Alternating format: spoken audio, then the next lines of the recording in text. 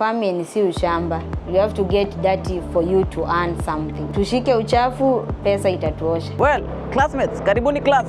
So today we are talking about from this to this. Well, this is a mango and this is dried mango. But how does it come to this? Through a process called value addition. And that is what we are going to be learning today in Makueni County. So classmates, let's go meet Faith and hear what she has to say, how he started her business, how profitable it has been up to conquering international market like South Korea and the United States of America. All the way from Makueni County, a land that most of you think that it is too dry to come up with something like this. Well, kuja twende kazi. Today you're going to learn a lot of things, my guys. Farming is really fun.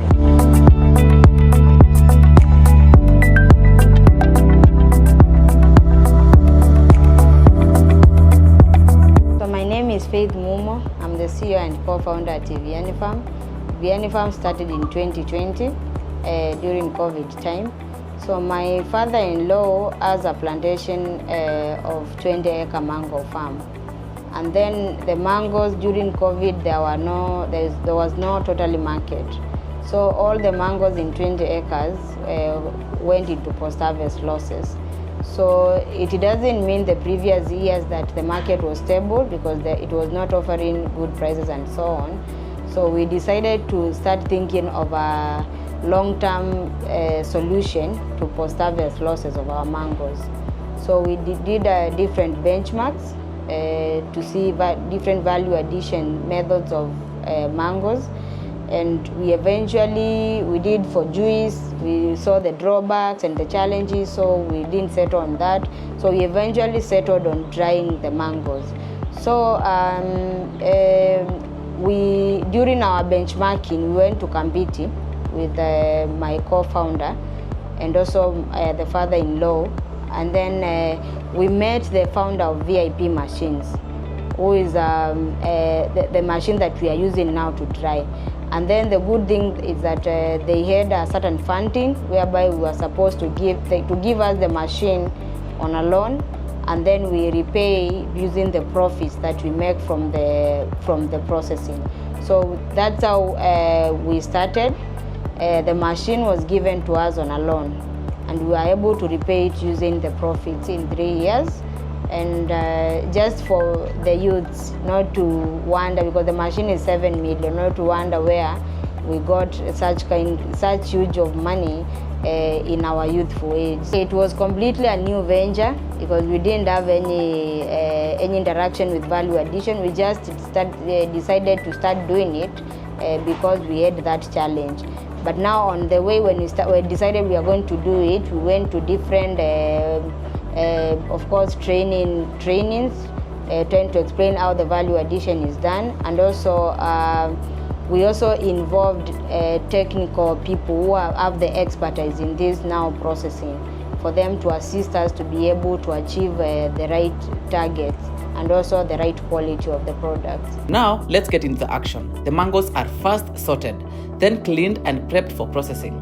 Every stage is carefully controlled, from cutting, pulping and heating to packaging, depending on the final product, whether it's juice or dried mango snacks. Every item reflects a blend of innovation, hygiene and entrepreneurial spirit. This is where the farm meets factory. The value is truly added. So sasa huwa tunaanzia process kutoka kwa mkulima, wanaleta maembe. We'll be able to see more, but this is one of the farmers.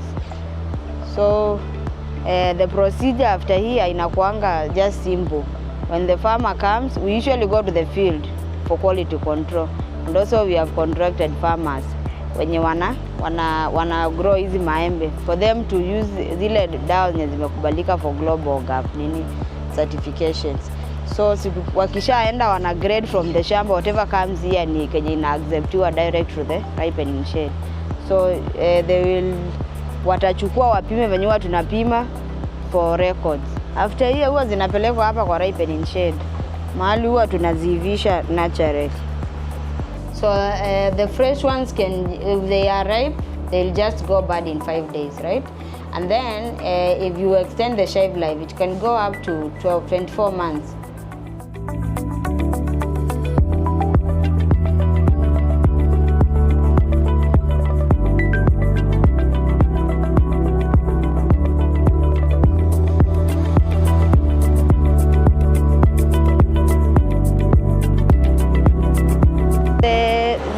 zikishawekwa hapa hivi, sasa huwa tunangoja zina ripen from this point. One of the advantages ya hii nini factory yetu ni unaona hii maembe venye iko na sura mbaya, it cannot go for export because of the color, I mean the appearance here nje. So here, because we usually peel and then slice, we are able to export still the same mango in a different form, not in fresh form. Kwa sababu haingeenda export ikiwa hivi, tuna peel, tunakausha na inaweza enda export. So that is one of the advantages for the farmers. Ile maembe yao iwezi enda export, we are able also to utilize hapa na tuipeleke export in a different form. The mangoes huwa zikiwa ready mature, because usually pick them zikiwa mature, they only take 5 to 7 days to ripe. And then now they can be taken to the processing. And every day we usually process 3 tons. It's only that now the mango season inaisha, so there are no hakuna maembe mingi kwa shamba, so tunatafuta tule yenye tunapata kidogo. After learning about the rich network of mango source that sustain this business, we head into the engine room, the very heart that powers it all. This is when the staff comes, this is the changing rooms, where they usually changing for female and male, where they change to the attire of working. This is where the machinery brings innovation and efficiency to life, transforming fresh farm produce into shelf-ready products. It's not just about machines, it's about how technology is reshaping agribusiness at the grassroots. Sasa we usually use biomass waste, yoyote ile. We can use mango prunings, we can use briquettes, we can use main scopes, anything that can burn and it is biomass, na itupatie moto, we are able to use it here. So ikisha burn, it usually generate steam, and then hiyo steam kuna venye huwa ina run kwa alternator. The machine has an alternator and it changes now the steam energy ama the heat energy to electricity, 3-phase electricity. So hii machine inatupatia 2 things, inatupatia 3-phase electricity which is used for the motors and ina run the dryers, and then 2 inatupatia steam, ambayo hiyo steam sasa ndio tunatumia kukausha. That's why I usually say at any farm we use steam drying to dry the mangoes or any other fruit. So maybe you can come inside and see how it works. So ikiwa hapa, this is the boiler, huwa wanaweka maji. Wakishaweka maji nao, maji ikiendelea na wakisha pump manually, when the machine ikiwa on, ile stima, kuna pump ya stima ni huwa inatumika sasa kupump maji kuongeza hapa ndani. And the machine uses in every 1 hour inatumia 20 liters only. So it is very water conserving. Then this is the pressure bar for steam. And then sasa this is the alternator. Here ndio alternator and ina change the heat energy to 3-phase electricity. And then this is the engine. Alafu hii pipe ndio imebeba steam, insulated pipe. Ndio imekari steam imepelekea dryers on the other side that will be able to steam. Tunatumia hata firewood na kuanga just ni kama unaona venye hapa tunataka kuweka Kenya Power kama backup. Sasa firewood inakuanga kama backup. The main source ya nini inakuanga ni briquettes. Kwa sababu we just use 20 kilos in every 1 hour. The machine in one shift it runs in 6 hours. So we just need 120 kilos of hiyo briquettes. So pia wakulima wakifanya pruning kama sasa hivi pruning inaendelea maembe, utaona wakileta their prunings here, we also use them. Next, we proceed to the most critical area, the processing room, where the real value addition happens.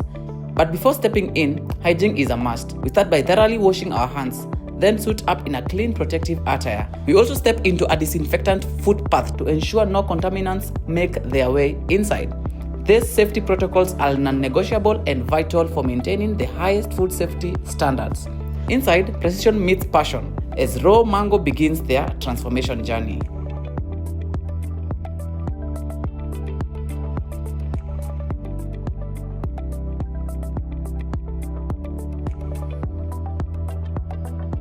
In your process flow of what happens. So tuseme for example, we have given an example of mangoes because it is what we started with. So maembe ikitoka kwa shamba, it gets to the ripening stage like we have seen. And then after in the ripening shed, they keep on sorting, removing the ripe ones from the ripe ones to make sure hazijabondeana. Then the next process is what we'll be able to see here. Women peel, slice, and then arrange them on trays and stack them in the trays. And then after that, the machine usually dries in 6 hours. Every 6 hours, kuna another shift. Every 6 hours, kuna another shift. So we usually run 3 shifts. So the reason why we chose dry is because of how easy it is to store the product. Usually store it is just in normal buckets. And then after that, that is how we usually package the mangoes. So just come with me. Today we are processing mangoes and bananas. So you'll be able to see both ways on how they usually do it. So these are the bananas that are ready to be processed, and the mangoes, they are ongoing. So you can come with. They usually clean, peel.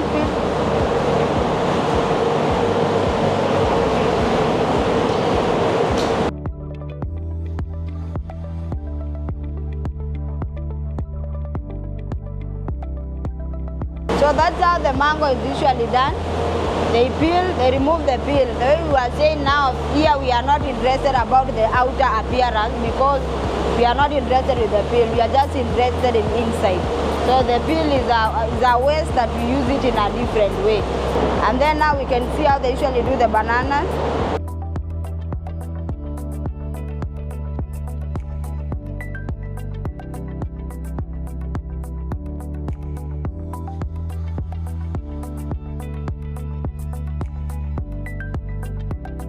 Now you can come closer to see how they usually cut. So now they are slicing. That is the slicing method. And everything here we do it manually to create employment for the women and youth.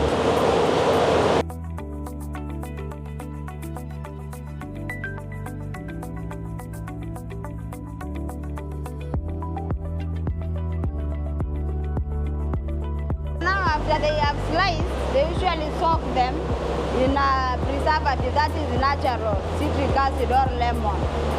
And that is what he is doing.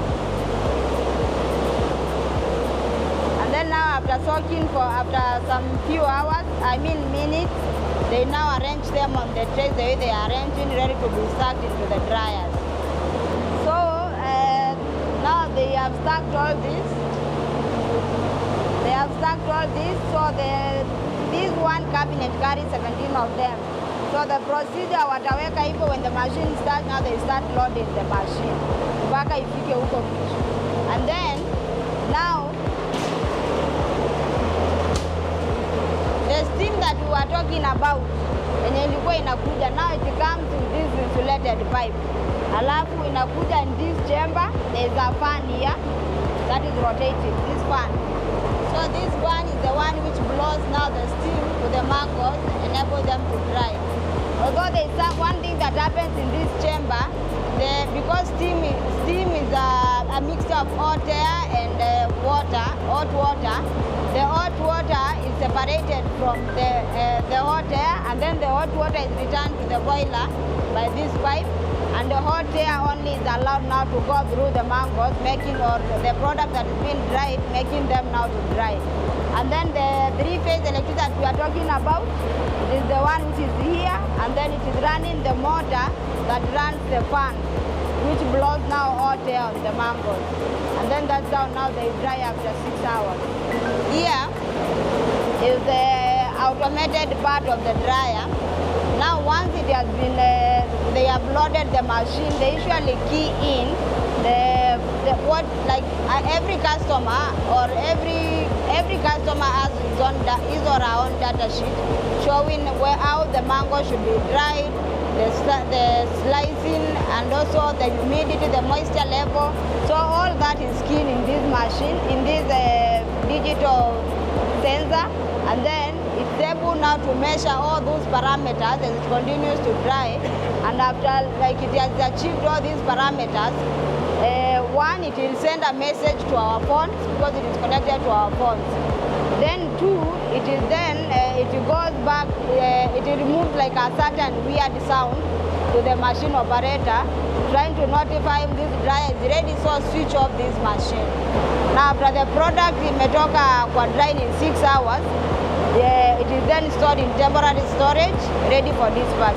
So one thing about the room, it has to be, the reason why it doesn't have windows and all so on. In storage of dried fruits, because of oxidization that happens, they usually turn brown when you expose them to sunlight. So in this room, there is no window, only like you can only use steamer ama solar like we are using, and also use steamer machine atengeneza to see inside here. So all the time this room is closed, it should be dark all the time. This is the end product that we shall do. This is how we store them, just in buckets. After you have filled the bucket, you tightly close it. And then now after that, when you are dispatching, of course they do inspect before packing. So during dispatch, ndio saa mtu anaweza inspect only because you are going to pack. Now these are the products that we have here. We have bananas, and then we have mangoes, like you can see. These are green vegetables, like you can see. This is kunde, and this is sukuma wiki. And we also have like organic, are they called indigenous vegetables, mchicha.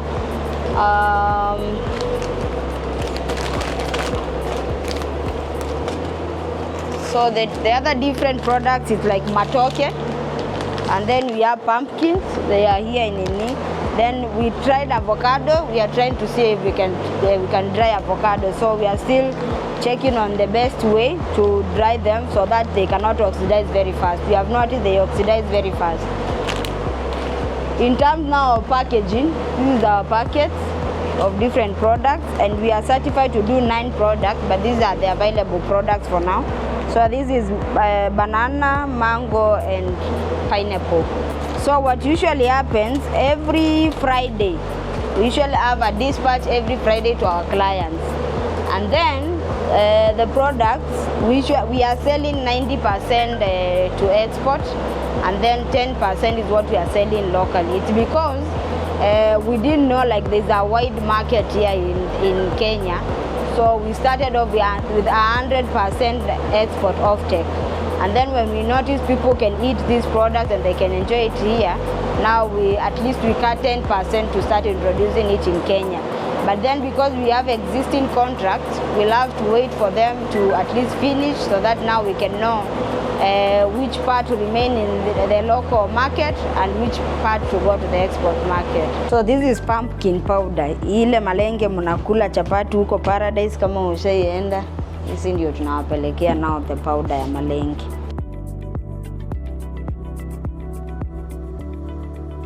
The mangoes that we sell now locally, because that is our brand as Ziviani, they have no preservatives. But now, the mango that we do export indirectly, they have preservatives, or they may have preservative or not. Because like I mentioned, the customer comes with a data sheet. This is what I want. I want you to preserve my mangoes with citric acid. I want you to preserve my mangoes with nothing. I want you to preserve my bananas with ascorbic acid. So we just follow what the client wants. But in our branding, we don't add any preservatives.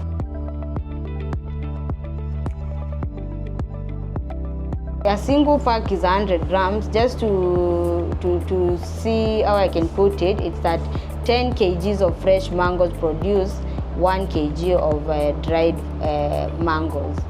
And then it is different for different products. Like for bananas, 10 kgs can give you 1.5 kgs. So it varies with what we are processing.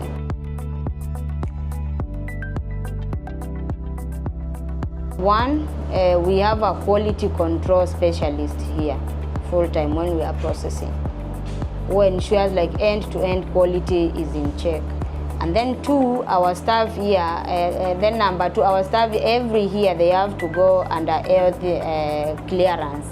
They go wanapimwa, kuna shindano wanadungwa pia to make sure they are like wakihandle food, it is safe. Mmoja aenda patikane kuna ugonjwa yenye haiwezi kubalika in a processing, they have to stop working. But luckily we have not got anyone. And then the third one, we usually work through our own efforts and also other organizations which are working towards training, food safety measures, and all that, like MEST, Agrify, we have been able, and so many others.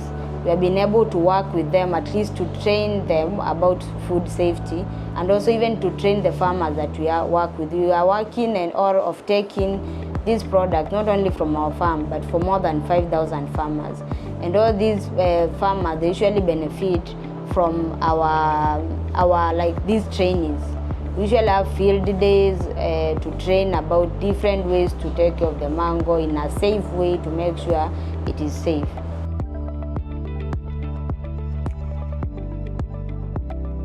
I think it plays a great role because first it's attractive. Just one instant look at it, you already want to eat what is inside. And also the other thing, like we have left a small, because we are not, like I said, they usually oxidize very fast. If we leave them open without a transparent paper for people to see what is inside, they'll change brown very fast. So we have left at least a small portion for people who can see what is inside. And then, of course, it looks very amazing. People usually look at it and they're already salivating. They want to eat it.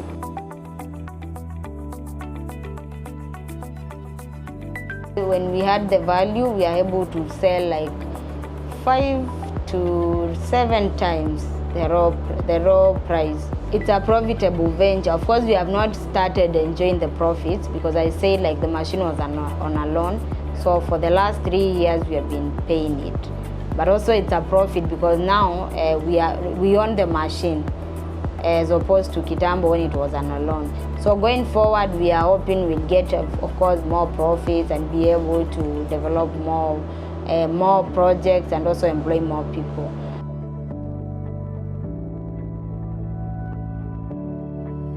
The most exciting part about this journey of fruit value addition, I think it's something in me just touching lives and also bringing income, like kuweka hiyo sahani kwa so many people, sahani ya chakula every day for so many people. Like here right now, we employ more than 50 people when we are processing mangoes when it is in season, because we usually have like 3 shifts every day.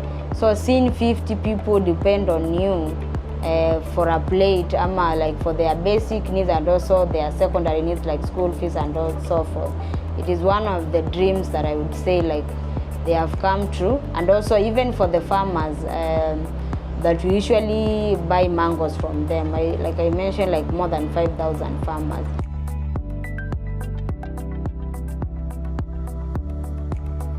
To see like farmers getting the best price for their products and being able to recover their cost of production, making profits as well, and being able to cater for their basic and secondary needs through the farming of different fruits and vegetables, because they have a ready market in us.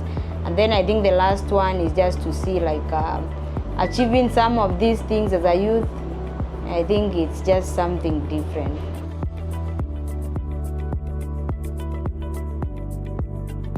We have worked with very many organizations who are funding farmers in value addition, especially on solar drying, and they have been able to bring them here. One of them is like hand in hand, and so many others. We train them on now the processes, how to ripen them, and so forth. So yes, we have been able to train, like I mentioned, over 30,000 people in different value chains.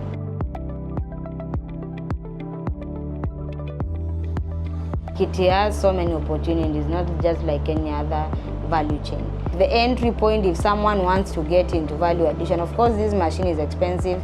The US guy, the funding iliisha, so he cannot give the machine on a loan now. Maybe now, if there are other opportunities that can give you the youth the machines on a loan, then you should go for it and just work hard to repay it.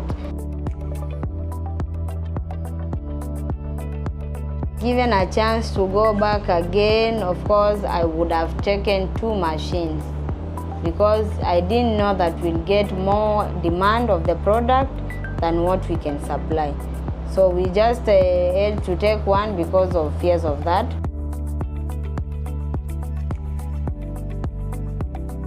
We are looking into expansion of our production to like 3 times, at least 3 times. And then now we are foreseen of taking, what we want to do, we want to see mangoes having a stable price in Makueni. That is the legacy that we want to leave behind. Through tukisaidiana na the county government, we want at least kukuwe na flat rate that this is the price of mangoes.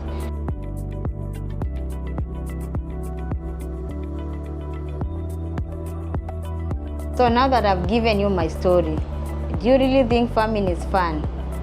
If you then do, join me and then get into action. Such an inspirational story of hope. A young person from Makueni County hitting the markets from Korea to United States of America. Really inspiring, right? Does that give you a true definition of the fact that farming is fun? My people, this is the time to take action. Young people in Kenya, farming is not just ati ni kazi ya watu wachafu, ni kazi hapo ndo pesa imefichwa. So mboka ndo hiyo hapo hivyo. A value addition in fruit farming. You have a piece of land that your parent gifted you and you actually don't know what you can do. And your neighbors, they farm matundas. You can actually get into this venture. Take their matundas, let them bring them to you, buy from them, do value addition, make it a successful business. That has been it today. Such an inspiring story. Myself, I'm so inspired to take action. So are you? That is the biggest question. And do you really think that farming is fun? Do let me know in the comment section down below. Thank you so much for tuning to today's video until the very end. Do let us know what you think about it in the comment section down below. I have been your favorite host, Mr. Kelvin Juguna, always looking forward to give you the best content when it comes to agriculture. Farming is fun.